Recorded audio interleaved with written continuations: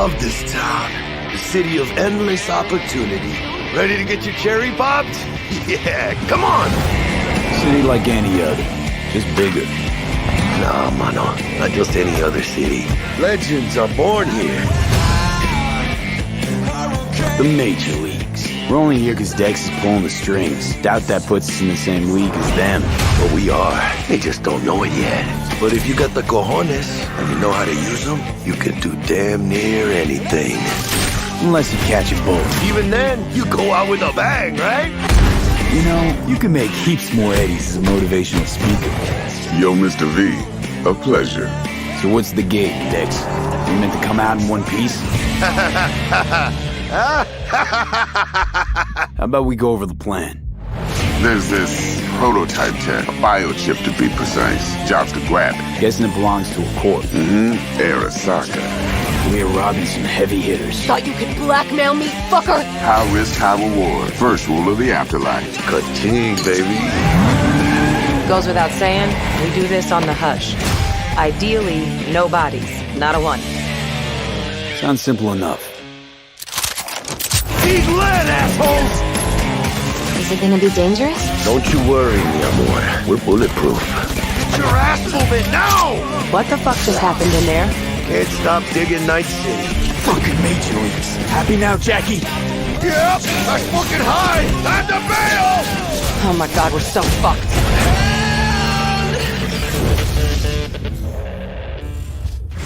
Dix, what the fuck? Can't risk it, V. And you, who are you? Fuck.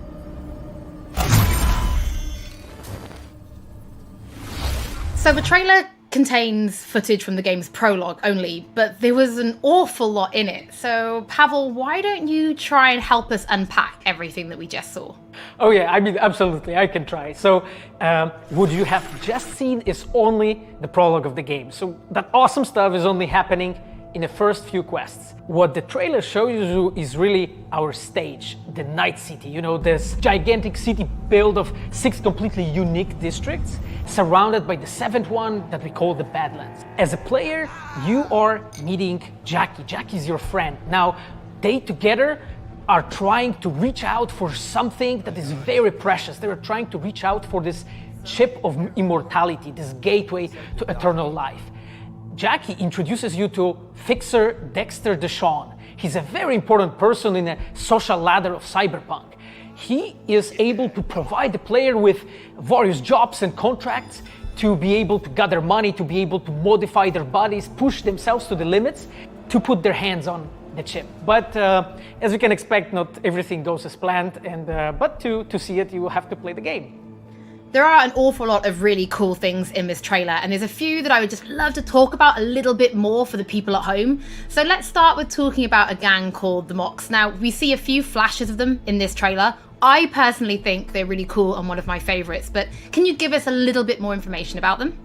Oh yes, so the Mox is one of the gangs that player is going to interact with throughout the game. The Mox is the gang that has been formed in 2076 after death of Elizabeth Borden. She was called Lizzie. Now, she was an owner of a brothel and former sex worker, and she was protecting working guys and girls from harassment, from abuse, and the gang is really continuing her mission. And as a player, you are going to interact with that gang, meet multiple different NPCs, and craft your own relationship with them, and understand what they are all about.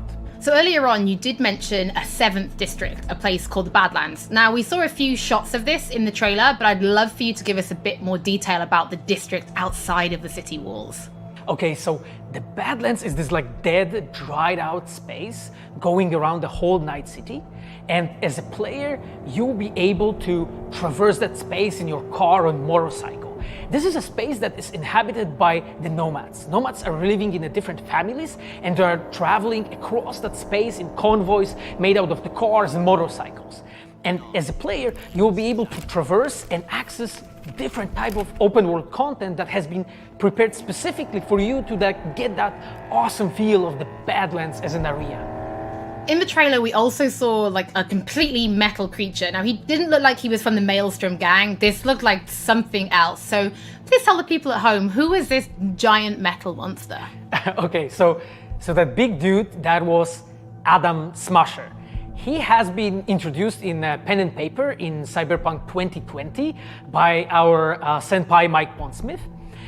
Adam Smasher is a fully converted cyborg. He was always a loyalist of Arasaka. And time has changed, and in 2077 he had to find his own space in Night City. But to find out, you'll have to play the game. In this trailer, we do see some flashes of a Ripper Doc called Victor Vector. I think if people have watched our previous gameplays, they might remember him. But I'd really like for you to give the people at home some more information about what Ripper Docs are and how they'll be interacting with them when they play Cyberpunk. So Ripper Docs in our game, they are surgeons. They are like a specific type of a job in the social ladder of Cyberpunk. They are accustomed and specialized in replacing limbs to the metal ones. They can basically update your body, enhance your body, change you into this walking war machine. And as a player, you are going to meet different kind of Ripper Docs in the game, craft your own relationship with them. Some of them are like important characters for a story. Through that, you will invest eddies that you're gathering to turn your body into this tool that allows you to survive on the streets of Night City. Pavel, thank you so much for joining us. I know you'll be back later in the episode because you're going to be helping us to analyze the Braindance gameplay. But before that, we do have some news to share. Earlier in the year, we announced that if you pick up Cyberpunk 2077 on Xbox One, you'll be able to play it on Xbox Series X when the console launches. And just in case you missed it, it will be the same for PlayStation players as well. If you pick up Cyberpunk 2077 on PlayStation 4, you'll also be able to play it on PlayStation 5 when the console launches. And that's not all. There will be a free upgrade for Xbox Series X and PlayStation 5, but we'll have more details on that soon. To Night City. Before we reveal our first look at the Braindance gameplay and welcome back our developers for a chat, there is just one more thing we want to announce, something that we've been working on in secret for a while. We are very excited to announce our partnership with Studio Trigger and Netflix to bring you Cyberpunk Edgerunners, a standalone anime set in the Cyberpunk universe, which we've been working on for some time now. Edgerunners is due to launch in 2022, but for some more information, let's go to the team in Tokyo.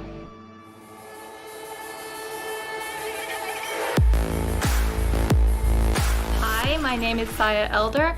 I am the Japan-based producer for Cyberpunk Edgerunners. What I do basically on this project is that I am a fixer, to put it in the words of the Cyberpunk universe. We are a game company. We are a bunch of nerds, and wherever there are nerds, there's going to be anime fans. So it was always a dream for us to make anime. When we began this project, we were certain that we didn't want to make a recreation of the game. Cyberpunk Edgerunners is a standalone story set in the same universe. The stage is still Night City, but everything else is totally new. New characters, new story. I do like to think that it's going to be a great gateway for newcomers to come and check Cyberpunk game and also the Cyberpunk genre as a whole. Right now we're in Nakano, which is one of the biggest anime meccas of the world. I'm going to take you to Studio Trigger right now because we have the wonderful opportunity to talk to the dream team that will be bringing you this anime. こんにちは。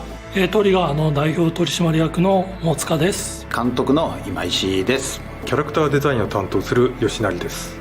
ゲームのサイバーパンクのファンの方、今回初めて触れる方両方に満足していただけるようにアニメを作るつもりです。よろしくお願いします。今回はそのサイバーパンクという僕らが10代の、一ファンにしか過ぎなかった頃に生まれたジャンル、そういうジャンルのものをまた、時代が何周もして作れるというのが非常に楽しみです。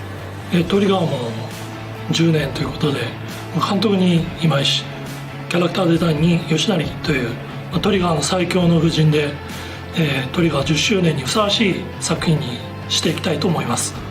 お楽しみに。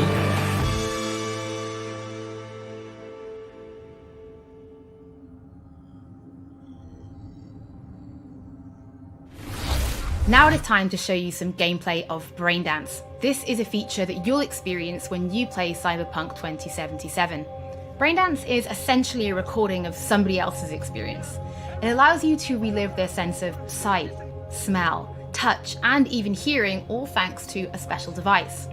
After the gameplay, I will be welcoming back Pavel Sasko, and will also be joined by Patrick Mills, our senior quest designer and all-round lore master, who will be helping to answer your questions and give you some explanation on how you'll be interacting with Braindance when you play Cyberpunk 2077. So, let's take a look. Plan simple. Do nothing odd. Don't get creative. You go in, snatch the cash, get out. And we sell the BD to those psycho freaks from the studio. Got it. And remember, everything on full blast. They'll spot us extra for a wicked adrenaline high. Okay, on you go.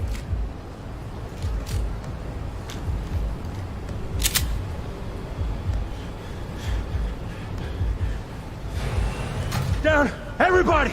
On the ground! I want to see you kissing the flooring! Money! Now! Or I will fucking drop you! I swear to God! Well, yeah, hey... now! Before I blow your fucking head off!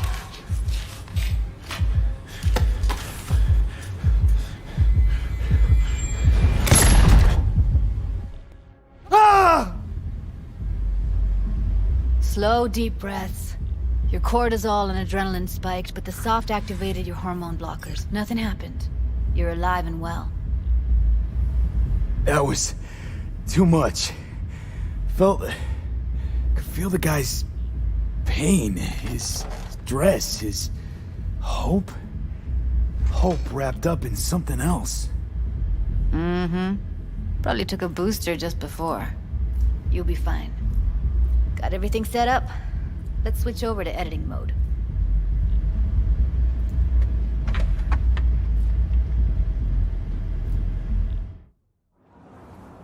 I'll sever the link to the BD Roller's sensory array. You'll be able to look around freely.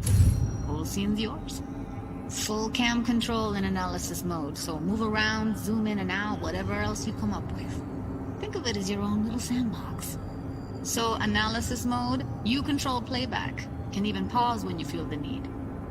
Then you use the editor console to unpause. Try it. Plan simple. Do nothing odd. Don't get creative. You go in, snatch the cash, get out. And we sell the BD to those psycho freaks from the studio. Got it. Cream as hell, right? Well, that's not all. You can speed things up or rewind, whatever you like. Give it a try. Rewind, roll it back to the top. Can I?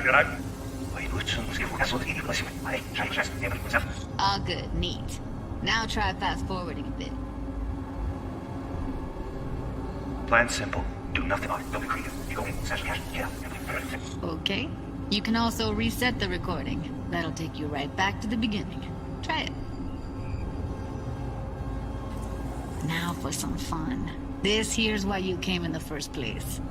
In analysis mode, you get to view and even scan details of the enviro recorded by the BD Roller. Focus on the heat, the gun this gonk gets from his buddy at the beginning. Now scan it. Plan simple. Do nothing odd. Don't get creative. You go in, snatch the cash, get out. And we sell the BD to those psycho freaks from the studio. And remember, keep on left. There's only something right now. Okay, right here. Excellent. Let's move on. Now heads up. In analysis mode, you can ferret out background noise and conversations if the roller got close enough. This tech records everything, every little detail, even the sights and sounds the roller was never aware of. To see the sources of the recorded sensory signals, switch to the audio layer in the editor. Go ahead and try that now. Okay, good. Now you should see several sound signatures in the store. Choose one and hone in on it. Pack of 6, case of Brosif, and a couple of zappers. Okay. We have a deal today on 2 flavors. Curry and Down. surf and turtle. Everybody! So, any thoughts? Unbelievable. Seriously, like what's happening right next to me. Yeah, it's how BD recording implants work. They pick up everything, all the elements in the background. Then an editor tweaks them. Makes them pop. Keep playing with the sound, explore it a bit. We'll move on when you get bored. I want to see you kissing the flooring! Money! Now! Sometimes you can analyze extra layers in the raw. Stuff the roller's cyberware picked up. Like what? Ev's got Kuroshi optics that grab infrared, meaning you should be able to grab heat signatures from her recording. Huh. Hella nice. Scanning works on peeps, too. Walk up to the wounded chick. Try scanning her. Alright, next thing. Scroll forward to the part where our artist gets a lead injection. Where I will fucking drop you, I swear to God! Well, hey, now! Fucking head off!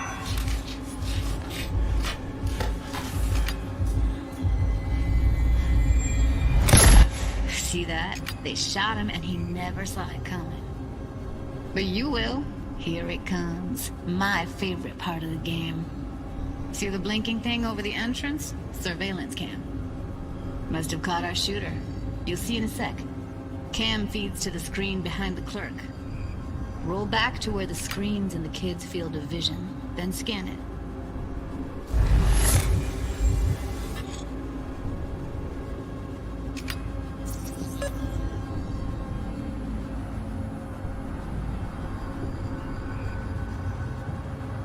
His own Chumba shot him. Probably planned to all along.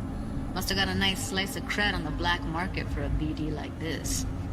BD freaks are ready to pay a preem for a real flatline. Anyway, if you've seen enough, you can exit.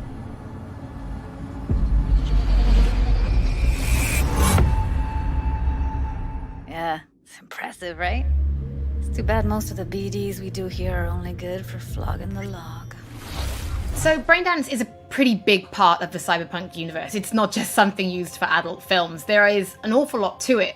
And there's two sides I'd really like you guys to help me explore. First is the lore, so how this actually fits into the universe, and then there's the gameplay side, so how players will be interacting with it.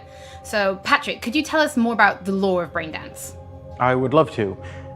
So in the world of Cyberpunk 2077, Braindance was invented way back in the early 2000s at UC Santa Cruz. It was developed as a way of recording a person's experiences and then playing them back for someone else so that they could relive them as though it was happening to them. It was originally used for things like therapy and prisoner rehabilitation, but by 2077 it's become this global media industry, including things like movies, mass entertainment, things like that, video games, some interactive things, and of course adult fare as well. Now in our game we deal a lot with black brain dances, or XBDs as we call them, and there are different types of those, but the one that you saw in the trailer just there was a flatliner. Now that's where the person recording it actually dies during the recording, and it's popular with sort of an illicit kind of a thrill, but a mercenary can also use them for various things, and you'll see that in the game, of course. And from the gameplay perspective, we have been working a lot throughout last years trying to figure out the best way how to use the Braindance in the game as a mechanics. So what we have settled on is this Braindance editor mode. As a player, you will be able to run the Braindance in the editor mode and see different clues that have been registered on the peripheral of given actor. Now, as a player, you can slide on the timeline of that recording, back and forth, trying to uncover different clues. And that clues are actually telling a story in the game. So, as a player, you will run different investigations that will lead you to different mysteries, and you will uncover them actually using that Braindance as a mechanics in the game. So, as Pavel was saying, we use Braindance as a storytelling tool. It's not a collectible. It's not something where you're going to go in and you're going to play it and you're going to be like, I've seen this before. What we use Braindance for is to give you a keyhole into the life of the residents of Night City. And we can explore things like childhood trauma, religion, various philosophical ideas in a way that you might not otherwise experience in a story about a mercenary on the tough streets. So we've tried to talk about some of the aspects that we think the community will find really exciting, but while you're both here, I'd love to know, what is it about Cyberpunk that you guys are really excited for? Patrick, why don't you start? So one of the things that I'm most excited about in this game is the characters and the way they interact with the world. We've got this really interesting world that stretches all the way back to the Cyberpunk 2020 source material and all of these events and all of those things, but those don't mean anything unless they connect with characters. And so when we come up with a character, we start with their function. What is this person? What do they do in the story? But we don't stop there. We go back and we figure out what was their childhood like? What was their upbringing like? What kind of obstacles did they face in this harsh reality, and did they overcome them? And how did they overcome them, or did they not overcome them, and why? And you can see all of those things in their environment, in their dialogues, in sort of how they operate in the world. And we come up with that for all of our characters. Now you look at someone like Victor Vector, and you're gonna see stories about his past in his environment and in his dialogue. You know, we come up with that stuff even if we don't use it in the game, because it helps inform us as to who these characters are. And for me, I would not be myself if I would not say that I'm the most excited about our quests. Like with our Witcher 3 team, with Patrick and like everybody that has stayed with us since the Witcher 3 time, we really have grown so much. We have learned so much, and we have used all that experience to put them into the quest that we have made. And you will not find really a filler in this game. Like everything has a meaning. Like we put so much effort into making sure that everything is rewarding, is interesting, is talking about characters, as Patrick said, is talking about worlds, is talking about emotions, like touching the player in a really, like a real way. And I just can't wait to find out what you think. Pavel, I know you mentioned story and quests and writing quests, and when I was last in the studio, I had a look and I saw a notebook on your desk, and I would love for you to show everybody this notebook. Okay, Holly, I mean, you asked for it. So this is my notebook. It says Salsa Quest Designer. The reason is because I dance salsa, and I'm a quest designer, so you know. So I started this notebook actually when we were really starting Cyberpunk. At the very beginning, I wrote like a first note, and it says pretty much something along the lines of that we were starting with a prototype. And then, you know, I kept on basically noting things that we've been working on for like next years. I remember once when our concept artists actually approached me, and they said that they want to take a look on my notebook. And I was like, what for actually? And they took some pictures. And they told me, yeah, well, you know, because we are looking for a reference material for notes of a psychopathic killer. Yeah, well, you may find maybe some of my notes in the game. Pavel and Patrick, thank you so much for joining me. I'm pretty lucky because I have read some of the stories that you and the team have written for Braindance, and I'm pretty excited for people to discover them. But before we do finish today's episode, there is just one more thing we'd like to talk about. Earlier in this episode, I mentioned that media have been getting hands-on with the opening of Cyberpunk 2077, and they should be posting their impressions right about now. And if you missed anything from today's episode, don't worry, we'll be uploading everything to our channels very soon. And finally, on behalf of everybody at CD Projekt Red, we just want to say thank you so much for joining us for this, the very first episode of Night City Wire. But don't worry, we'll be back with episode 2 in just a few weeks. So, we shall see you soon.